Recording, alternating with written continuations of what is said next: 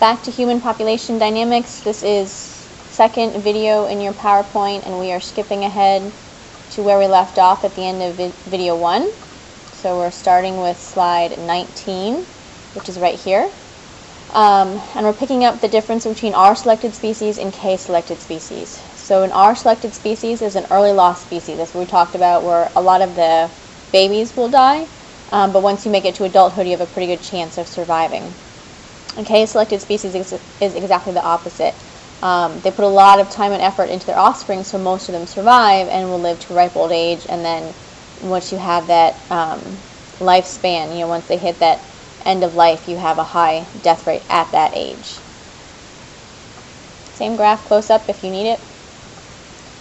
Okay, so looking at the human population size and how that is affected, what factors affect that. This is a graph that's looking at the crude birth rate and the crude death rate, and remember that is depicted as the number of births or deaths per 1,000 individuals.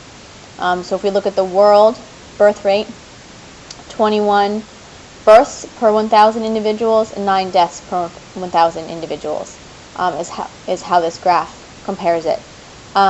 This is for 2006, so for the entire year, showing developed countries versus developing countries. Notice that here birth and death are pretty much equal. Here the birth rate is much higher, in developing countries as opposed to developed countries.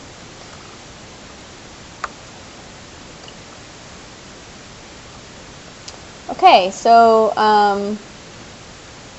the highest population, if we're just looking at total population, looking at the different countries, China and India are by far the most highly populated countries. It's probably not a surprise to anybody.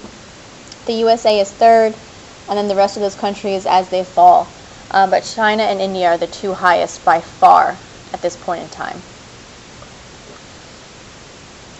So looking at fertility rates and how that affects a human population, the average number of children that a woman bears has dropped significantly in the past 100 years, 200 years. It used to be, even 100 years ago, in the early 1900s, women would have as many children as they could, because again, it was assumed that a significant proportion, if you were to have, let's say, 5 to 6 children, 1 or 2 of them probably will not survive to adulthood. There were a lot of diseases still that we couldn't control and had no impact over. More accidents, stuff like that. So, standard of living was lower, and therefore child mortality rate or death rates were higher. So the fact that the number of children has dropped off, that a woman bears has dropped off, is really helpful in controlling a population, but it's not enough yet to stabilize the population. So it's helped, but it's not totally better. Replacement level fertility is a definition, number of children a couple must bear to replace themselves. So replacement level, by definition, is having 2 children, 1 to replace the mom, 1 to replace the dad. A total fertility rate, TFR, is the average number of children a woman has during her reproductive years. So when you're hearing a total fertility rate of 2.5, it sounds weird to have 2.5 kids, but it's an average number. So in 2006, we added almost 3 million people just to the U.S. Most of it, 59%, came from births, outnumbering the deaths. So remember, you have to take into account and subtract the number of dead to get the total number of people added. And then 41% came from illegal and legal immigration. And again, that was subtracted from the emigration. Okay. Checking out over time, if you look from about 1920 to 2010, we see this baby boom era. In 2006, right around here, it was just under 2.0 total fertility rate. But again, you see that when everybody got home from the war, people were excited, and there were a lot of babies born in that year. Okay, the baby bust that followed the baby boom was due to it's one generation after. So you have this baby boom right here, and then you have the next generation that goes, oh, there's so many people, and I want to go have a career and a job, and it was a lot due to the culture in the U.S., a lot due to the outside factors. So it wasn't necessarily any significant advantages or anything like that. It was just people were getting married later because they wanted to focus on careers. Contraception, birth control made a huge jump forward in the 1970s. It was much more readily available. It was more accepted for you to use a method of birth control, whereas before it was not really accepted. Abortion also increased significantly in that time period. So there are much fewer babies born in that baby bust time period.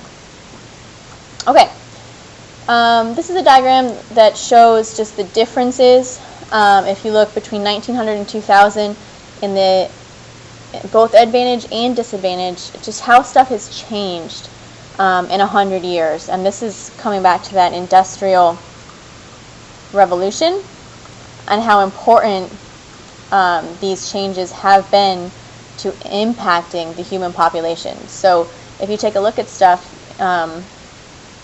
in 1900, our lifespan, our life expectancy was 30 years lower than it is today. So advantages in modern medicine, hygiene, standard of living has made a huge difference in life expectancy. Differences in culture for married women working, for high school graduates working, has made a huge difference as well. You see a lot different culture right now than you did 100 years ago. Technology has increased dramatically, so you see big increases in what's going on there. So your standard of living has increased. The job wage, all of these are taking into account and showing really the population. But these top ones are the most important. They come back to these two. Come back to the technology. These two come back to cultural changes in the way that people are regarded and looked at. And this life expectancy one, again, is the increased better medicine and hygiene. Okay, so the number of children that a woman has, there's a lot of factors that go into that. This is not something that's universal across the board, but all of these factors are taken into account. So if we were to take a look at each one of them, most women will take into account the cost of raising a child, of educating a child, before they decide to have children. They'll look at this whole pension thing comes back to an old age for the parent, and it's this kind of weird concept that as a parent, I want to have enough kids that I will be taken care of in my old age. So if I have a lot of pension money available, hence Social Security, then I don't need to have a lot of kids because I know I'll have money until I die. But if I don't have Social Security, I don't have a pension coming, I better have more kids to make sure that between them I will be well taken care of in my old age. Urbanization, as we spread out and develop more and more education and employment opportunities, it just kind of makes sense. If a woman is in the workplace, is being educated more, not that having children is bad by any means, but it delays the age of first childbearing, it delays when she gets married, and all of that impacts how many children she'll have in the course of her life. I mean, if you think about it, if you start having children at 16, you're more likely to have more children than if you don't start having children until you're 30. So that takes into account there. The number of infant deaths, again, sounds really morbid, but if I know that I will probably have a couple babies that won't survive, I'm more likely to try to have more children, so I know that I will have living children reach adulthood. Marriage age, I just talked about. If you get married when you're older, just kind of makes sense. And then the availability of contraception and abortion, again, this leads back to the less of the accidents, less of the poor decisions, of the again, based on your personal beliefs. But in the case of an abortion, if you don't feel that you can provide for that child, is it a better decision to have an abortion and not bring another child into the world, or is that against your religion, against your personal beliefs, whatever the case may be? But that does impact stuff. Oop. Okay. Did I skip one? Yes. Skipped a lot. Okay. Okay, so what affects the death rate of a population? Again, pretty self-explanatory. Most of this stuff, if you kind of think about it, there's some few universal topics, and it's pretty self-explanatory. Death rates have gone down because we have better food, we have better nutrition, we have better hygiene, we can cure more diseases, we have better water, better sanitation. It all makes a lot of sense. We've made so many advances in our culture that we've been able to keep people alive longer. The infant mortality is higher than it could be. It's 46 worldwide, mostly because of the bad stuff in the country, or what most people would consider the bad stuff. So the poor, our health insurance in this country is a disaster. That's a debate for another day. But poor don't have access to good pre- and postnatal care, and that causes high infant mortality. Drug addictions, if the infant is ill or affected by the drugs that the mother was on. And then our high teenage birth rate is much higher than in other countries. So that impacts the overall mortality, infant mortality. Okay. Age structure. I think I talked about this in the last slide. The age structure is really important to determine what's going on with a population. So, all that the age structure is the number of people in each age group. How many people in their 20s, how many people in their 30s, how many people in their 60s. And that's going to determine how fast that population will grow or how fast it will decline, or what it is doing. The number of people under the age of 15 is the biggest factor in determining the population growth, because that's the people that in the next, say, 10 years, depending on the country, will be reproducing and adding to the population. So they're the ones that have the biggest possible change to a population size. The changes in the distribution impact the economy and the society, the culture. If you have a whole lot of old people, it's a very different culture than if you have a whole lot of young people.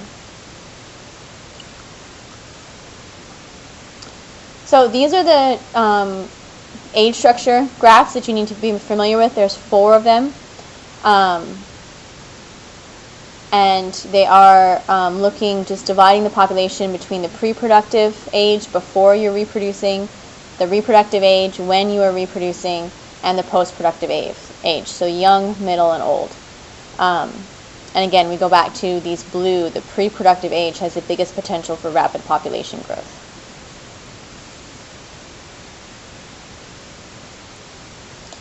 This gives you some examples. I would definitely be able to provide examples for each graph of countries that fall into that category. So I would know, for example, a country that has a population growth that is expanding rapidly right now is Guatemala or Nigeria. I would know expanding slowly the U.S., Australia, Canada, a stable population, Spain, Portugal, and Greece, and a declining population, Germany, Bulgaria, and Italy.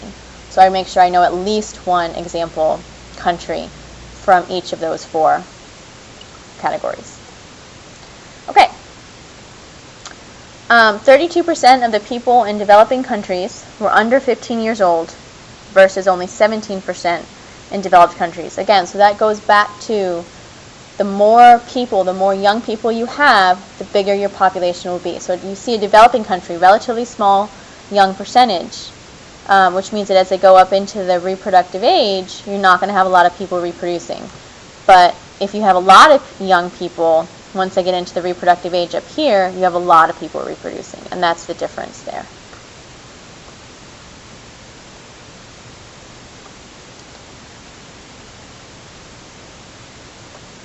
Okay. You see this baby boomer category moving through from right before the baby boom happened all the way up to what's going to be happening in the next 20 years or so. Baby boomers are somewhere in their 50s and 60s right now, maybe just before that. But you can see how significant a proportion they are of all Americans right now. You can see that the demand for goods and services is mostly going to be made up of the baby boomers. So the music that we like is going to be focused around them. The types of goods and services is going to be focused around them, and that determines what's going on and what's made in that population, the type of economy you'll see. So we're going to see more need for stuff that someone in their 50s and 60s might want, as opposed to someone here. So instead of shopping for strollers and putting a lot of strollers out because people are in their reproductive age, you may instead wish to put out stuff for preventative health care or exercise as you get older, osteoporosis, the stuff that happens as you start to get older. Okay, so if we're looking at these age structures in a little more detail, we can break it down by country, we can break it down by age, and we can see all of the statistics for an entire population. So the first one, expansive or rapid growth. Remember, that's when the birth rate is much higher than the death rate. The population is getting bigger. The histogram is a pyramid shape. And again, it gives you the same examples. And again, like I said, I would know those examples. So this is a close-up. This is Bangladesh. You see that pyramid shape here. Significant increase in the population as time goes on. Because now all of these young people, once they get up here, are going to have more and more kids, and the population will just keep expanding that much more rapidly. Stable and slow growth, or zero growth. That's what the U.S. is right now. We're at slow growth. Denmark, Austria, Italy are stable. The birth rate is about equal to the death rate for zero growth, or it's just a little bit above for slow growth.